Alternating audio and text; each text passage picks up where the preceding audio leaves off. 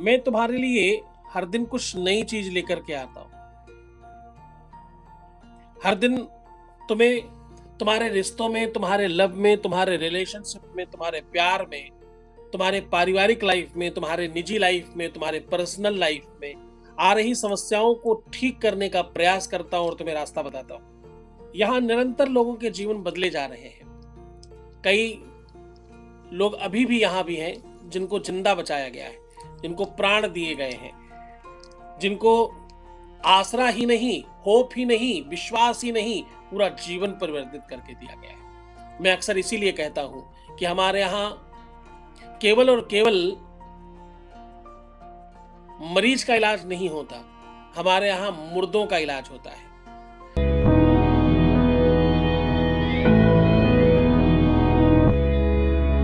जिनका रिश्ता मर चुका, जिनका संबंध मर चुका, जिनकी चीजें पूरी तरह से खत्म हो चुकी, जिनका कहीं कोई सहायक नहीं रहा, दुनिया भर के तांत्रिक मांत्रिक के पास होकर के आ गए और कुछ नहीं मिला, उन सबको भी हम लोग ठीक करके देते हैं, व्यवस्थित करके देते हैं और उनकी लाइफ परिवर्तित करके देते हैं। पूरा का पूरा जीवन उनका बेहतर हो जाए, इसके लिए निरंतर प्रयास करके देते हैं।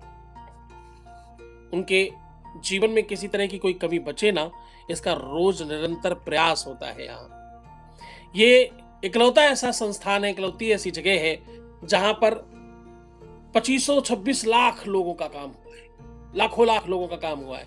100 लोग आते हैं तो 96 लोगों के काम कर दिए जाते हैं, 2 4 5 लोग रह जाते हैं अपनी वजह से। तुम्हारी श्रद्धा, तुम्हारा विश्वास, तुम्हारा यकीन, तुम्हारा भरोसा डेवलप कराया जाता है। पहले पहले तुम्हें छोटी छोटी चीजें बताकर तुम्हें चेंज किया जाता है, फिर बड़े बड़े स्तर पर तुम्हारे जीवन में बदलाव लाए जाते हैं। न जाने कितने लोग यहाँ हजारों हजार करोड़ के लोग हो गए, कई लोग 10-10 हजार करोड़ रुपए यहाँ से ले गए।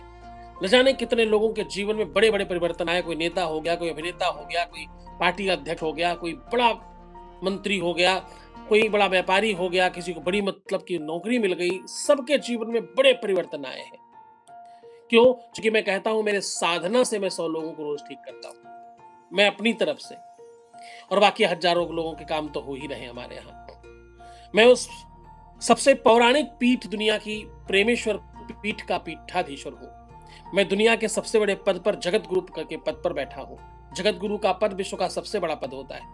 जो पहले से संत महंत हैं, बड़े बड़े अमलात्मा, सिद्धात्मा, योगी यति हैं, जो पहले से साधक हैं, महात्मा हैं, किसी मठ के पुजारी हैं, मठ के महंत हैं, ये पद उनका भी गुरु होता है, इसलिए इसको जगत गुरु कहते हैं।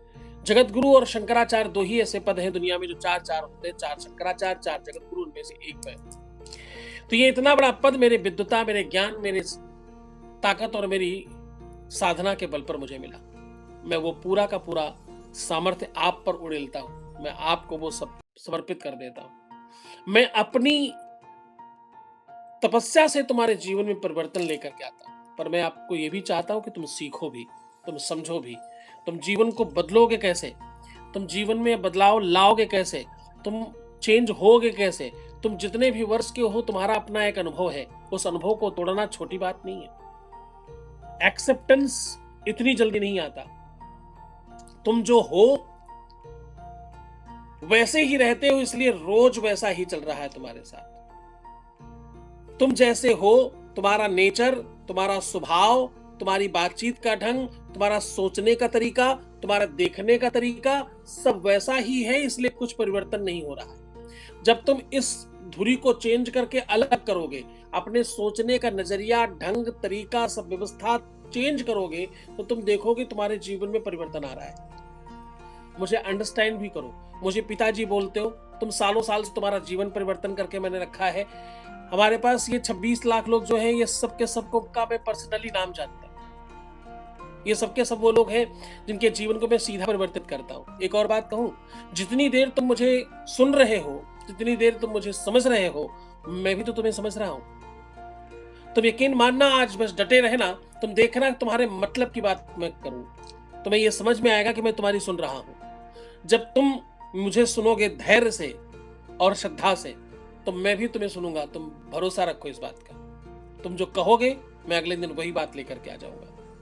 अथवा मेरा कोई न कोई वीडियो तुम्हारे सामने ऐसा आ जाएगा जिसमें तुम्हें वही सुनाई पड़ेगा जो तुम्हारा जवाब है। तो तुम अगर अपने जवाब चाहते हो, हर व्यक्ति के पास कोई प्रश्न है, हर कोई किसी न किसी प्रश्न को लेकर खड़ा है। पर जवाब किसके पास है? इसलिए सदैव जवाब अपने से श्रेष्ठ लोगों से लेना चाहिए। जो तुमसे किसी न किसी तरह से बड़ा हो उससे लो। कुछ नहीं तो कम से कम आयु में ही बहुत बड़ा हो। आयु का अनुभव हो सकता है बता दे, हो सकता है कोई नई चीज ऐसी बता दे अपने आयु के नॉलेज से और तुम बड़े हो जाओ। जरूरी नहीं है हर बार कि तुम ही सही हो, कभी हो सकता है तुम गलत भी हो। इस बात पर भी सोचा करो, विचार किया करो। घर में कोई छोटा है या बड़ा है, इसके बजाय एक और बहुत आवश्यक है। श्रेष्ठ कौन है? उसको आगे बढ़ाओ, उसको बड़ा बनाओ। तुम अक्सर गलती कहां करते हो? तुम गलती क्या करते हो? सदैव कमजोरों को, गरीबों को और सबसे बेकार लोगों की तरफ तुम्हारा माया, मोह और ममता भागती है। इसलिए तुम्हारे जीवन में दिक्कतें और तकलीफें आ जाती हैं। इस देश की बड़ी विडंबना है, यहां एक व्यक्ति सफल होता है, उसके ऊपर एक व्यक्ति के ऊपर कम से कम 1000 लोग चढ़ लेना चाहते हैं, लद जाना चाहते हैं। और अगर वो ना अपने ऊपर लादे तो समाज के तमाम लोग उसकी तरफ हे दृष्टि से देखने लगते। अरे बताओ, इतने बड़े अमीर आदमी, सगा चाचा भीख मांगता घूम रहा है, सगा मामा ऐसा करते घूम रहा है, सगा जीजा। अब ये सगा सगा सगा सगा करके भी 1000 लोग होंगे, सगा मौसिया, सगा फूफा, और फिर अपने रिश्तेदार ऐसा करता घूम रहा है। तो कोई दूसरा गरीब है, दूसरा कुछ नहीं कर रहा, वो अकर्मण्य है, इस बात का दोष उसके ऊपर लगता है जो सब कुछ कर सकता है, जो सामर्थ्यवान है बेचारा, जिसने अपनी ताकत से कुछ बना रखा है अपने लिए। उसके ऊपर ये दोष है कि वो सामने वाला कुछ कर नहीं पा रहा है। सामने वाला जो नहीं कर पा रहा है वो कृपा निधान है, और जो कर पा रहा है वो दोषी है। कि आप सबसे पहले अंडरस्टैंड करना सीखो, खुद को समझना सीखो। Who are you? तुम्हारी क्वालिटीज क्या है, तुम्हारी विशेषताएं क्या है, तुम में खास बात क्या है? तुम सुंदर हो, तुम गुणी हो, तुम एजुकेटेड हो, तुम अच्छी बातचीत करना जानते हो, तुम व्यवहार कुशल हो, अथवा तुम अच्छे पाकशास्त्र में निपुण हो, तुम क्या चीज बहुत अच्छा कर सकते हो? पहले इस बात पर फोकस करो। घर ऐसे ही नहीं चलते, परिवार ऐसे ही नहीं चलते, खानदान ऐसे ही बड़े नहीं होते। इसके लिए हर किसी को लगना पड़ता है, हर किसी को प्रयास करना पड़ता है। रिश्ते खराब करने में सबसे पहला हाथ किसका है? उस व्यक्ति का जो कुछ कर नहीं पा रहा है, क्योंकि वो तो निगेटिव है ना, बात में गलत ही सोचेगा। जब सोचना शुरू करेगा तो सिर्फ गलत ही सोचेगा। तो सदैव रिश्ता खराब कब किसकी वजह से होता है? जो बिल्कुल बेकार होता है, जो किसी काम का नहीं होता, जो सबसे ज्यादा रो रहा है, जो सबसे परेशान है, वही रिश्ता खराब करके बैठा है। खराबी उसने नहीं किया। और दूसरी एक खास बात, जिसने रिश्ता खराब किया है वो तो ये मानने को ही तैयार नहीं, ना ही वो ये समझ पाएगा कि रिश्ता मैंने खराब किया है। इसी वजह से लंबे समय तक खराब रहेगा। गलतियां अगर गलती लग जाए, अगर गलती पता चल जाए, अगर गलती मान ले कोई, तो वो बहुत बड़ा हो जाएगा। गलती होने पर ही नहीं होने पर जब रिश्ते सभी के खराब होते हैं। गुस्सा सबको आता है, समय सबका खराब होता है, कभी कभी किसी को भी बुरा लग सकता है, लेकिन ये सब कुछ जो मैनेज कर ले जाता है वही काबिल तारीफ है। एक और बात कहूं, जवाब नहीं देने में फायदा ज्यादा है दे देने के बजाय। जब तुम जवाब नहीं देते हो तो तुम ज्यादा बड़े हो जाते हो, पर तुम्हारे साथ संकट यह है कि तुम बिना जवाब दिए मानोगे नहीं, बस इसीलिए दिक्कत है। तुम्हें यह ज्यादा जरूरी हो जाता है कि मैं पता कर लूं क्या दिक्कत है, बस इसमें तुम और खराब कर बैठते हो। तुम इस बात की तरफ ज्यादा भाग पड़ते हो कि क्या तकलीफ है मैं जान लूं, क्यों कोई नाराज है ये समझ लूं, और क्यों नहीं मुझे बता रहे हैं क्या तकलीफ है, मुझे बताया क्यों नहीं, आज ही पता करना है मुझे। तो बस ये और तकलीफ की बात है। इस प्रकार के संकट वो कीचड़ होते हैं जिसमें अगर तुम गिर जाओ तो छटपटाओगे जितना ज्यादा उसके अंदर, तुम और अंदर जाते जाओगे उसके। जितना शांत रहोगे, लेट जाओगे, तो उस कीचड़ से बाहर आ सकते हो। कीचड़ से बाहर आने के लिए कुछ और नहीं चाहिए, एक ही चीज चाहिए, धैर्य। क्योंकि धीरज धर्म, हाँ, क्योंकि धीरज धर्म मित्र रुनारी आपत्ति काल परखी हो चारी आपत्ति काल। आपत्ति के समय धैर्य की बड़ी जरूरत पड़ती है। धैर्य रखने वाला इंसान सबसे व्यवहार कुशल माना जाता है। धैर्य रखने वाला इंसान ज्यादा सफल माना जाता है। धैर्य रखने वाला इंसान बहुत बड़ा हो जाता है। धैर्य रखने वाला इंसान दुनिया में सबसे अमीर हो सकता है। धैर्य रखने वाला इंसान दुनिया में नेता हो सकता है। धैर्य रखने वाला इंसान शिक्षार्थी शिक्षा संपन्न हो सकता है। धैर्य रखने वाला इंसान ज्यादा बड़ा माना जाता है। जो चुप रहता है, शांत रहता है। झगड़े और विवाद का मतलब क्या है? दो लोग बोल रहे हैं तो झगड़ा है, एक बोल रहा है और एक सुन रहा है, इसका मतलब तो कोई चिल्ला रहा है। हाँ? मैं एक पंजाबी के घर गया, दूसरा उसका पंजाबी छोटा भाई था। मैंने उसको पूछा, जी कौन कौन आपकी दुकान पे काम करता है? बोले मैं और मेरा प्राग मेरे साथ काम करता है। अच्छा जी, तो वो छोटे कि बड़े? नहीं जी, वो बड़े हैं और मैं छोटा हूं। अच्छा, तो कौन सारा कुछ वहन करता, कैसे सब चलता है? बोले मेरा रब है साहब, मेरा भाई मेरा भगवान है, बस वो जो कहता है मैं वही मान लेता हूं। किसी का पति अच्छा ना निकले या किसी की पत्नी अच्छी ना निकले या उनके तालमेल अच्छे ना हो पाए या किसी कारण से वो रिश्ता टूट जाए, इसमें एक केवल जोड़ा नहीं टूटता, पूरे परिवार पूरे खानदान टूटते और पूरे रिश्तेदार नातेदार टूटते हैं एक दूसरे से। जब एक व्यक्ति जुड़ता है तो सैकड़ों लोग जुड़ते हैं और एक टूटता है तो सैकड़ों हजारों लोग टूट जाते हैं। छोटी बात नहीं है। और इसमें अर्थ हानि, धन हानि, मन हानि, संपत्ति हानि, बहुत सारी प्रकार की हानियां हैं। अगर तुमसे कोई टूट गया है, छूट गया, तुमसे दूर चला गया, तुम्हारा रिश्ता खराब हो गया, तो आज का दिन तुम्हारा है। आज अगर तुम रिश्तों में परेशान हो, दुखी हो, तकलीफ में हो, तो आज का दिन तुम्हारा है।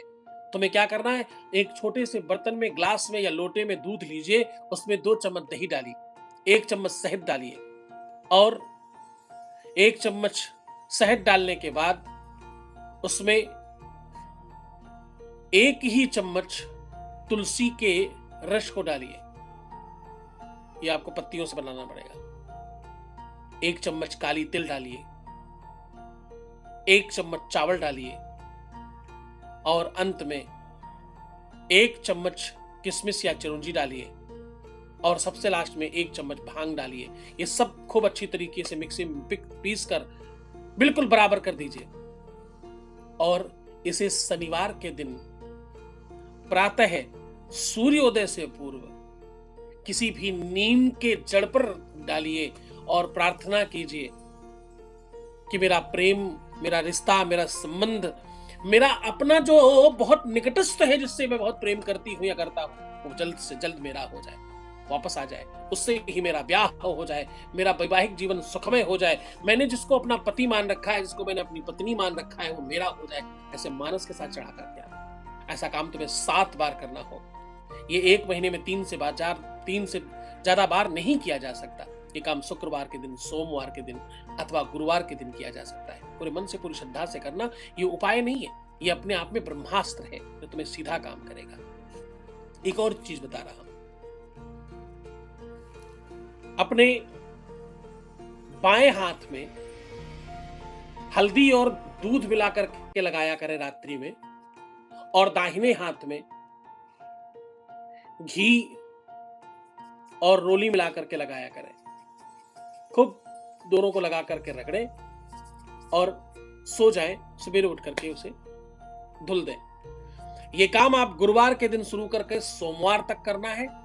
मंगल बुध 2 दिन गैप करना है, फिर गुरुवार शुरू करना है और ऐसा 3 चंक करना है, 3 बार करना है। ये दोनों ही चीजें रिश्तों को संभालती हैं, तुम्हारे ईगो को शांत करती हैं, तुम्हारा जो स्वभाव है, तुम्हारा व्यक्तित्व है, उसको डाउन करती हैं। आपका मन ठीक होना चाहिए। मन से किसी को अपना मानो, अपने हृदय से अपना मानो, किसी को अपना समझो तो सही। पहले पहले तुम ये बात मान तो लो कि तुम्हारा वो अपना ही है, जिसे तुम समझ रहे हो वो तुम्हारा ही है। ऑप्शनल मत रखो किसी को इसलिए मत रखो, मिल गया तो ठीक है, नहीं कोई बात नहीं। इस तरह मत विचार करो कि वही ऑप्शन एक है, उसके बाद दूसरे ऑप्शन भी हम देख सकते हैं। आप जिसके साथ रहो 100% रहो, 100% उसको अपना मानो। ऐसा मानने से तुम्हारी मान्यता का भी बड़ा फल पड़ता है। और एक बात कहूं, प्यार में सबसे बड़ा जहर क्या है? रिश्तों को खराब करने में सबसे भारी जहर क्या है? ये बात जरूर सुनना, तुम्हारे बहुत मतलब की बात है। एक भी उपाय जो नहीं कर पाता, और ये एक चीज जो मैं बताने जा रहा हूं, ये कोई सही कर ले अपने जीवन में, उसके जीवन में प्यार की तकलीफ आएगी ही नहीं।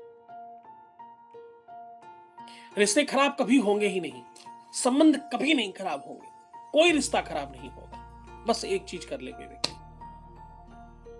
वो चीज क्या है? ब्रह्मचर्य का पालन।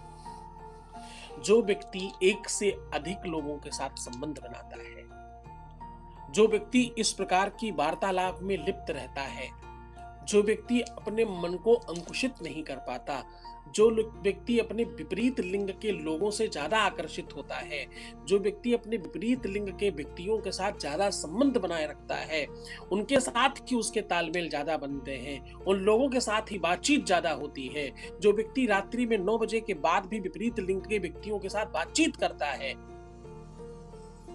फोन पे ही सही, नॉर्मल टॉक ही सही, बिना मतलब के किसी संदर्भ में बातचीत करता, कोई बहुत आवश्यक बात हो, कोई बहुत जरूरी बात हो तो अलग बात है, अन्यथा जो ऐसे भी करता है, इन सब लोगों के रिश्ते खराब हो जाते हैं। क्यों? ऐसा क्यों होता है? बोले माता शस्त्रा दुरित्रा वा ना बिरिक्ता सनो भवे बलवान इंद्रिय ग्राम विद्वान समपि कर्षति।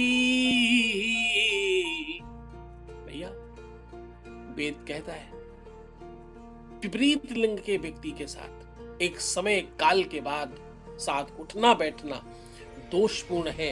इससे क्या होता है? मनो और इंद्रियों का समूह इतना बलवान है, न जाने कब सत्यानाश हो जाएगा। और अगर तुमसे ये सब हुआ है, अगर तुमने पहले जाने अनजाने किसी भी रूप में अपने पार्टनर, अपने प्रेमी, अपने पति, अपने पत्नी के अलावा किसी और के साथ भी ऐसे संसर्ग बनाए हैं, तो ये बड़ा भारी दोष है। ये जल्दी नहीं कटता। ये दुनिया में कम लोग हैं जो इसका समाधान करना जानते हैं। इसका समाधान बहुत आवश्यक होगा, अन्यथा कुछ भी कर लो, कभी सफल नहीं होगे। न तुम्हें कोई पूजा का लाभ मिलेगा, और न ही चरित्र ही चित्र है। चरित्र बिगड़ा तो चित्र बिगड़ा, सब खराब हो जाएगा। तो मैं तुम्हें रोज ठीक कर रहा हूं, और अब मैं तुम्हें असली बात बता रहा हूं। मेरे पास आए हुए 90% लोग उसी पाप से युक्त हैं, इसलिए मैं बहुत मेहनत करता हूं, इसलिए ज्यादा मेहनत करनी पड़ती है मुझे। तो मुस्कुराओ, सुंदर बनो, हर आधे घंटे में प्रणाम करके पानी पियो, अपना बहुत ख्याल रखो, मैं तुम्हारे साथ हूं। बस अपना ख्याल रखना और ठीक रहना, क्योंकि तुम्हें ठीक रहना जरूरी है। तुम ठीक रहोगे तो सब ठीक रहेगा। धन्यवाद।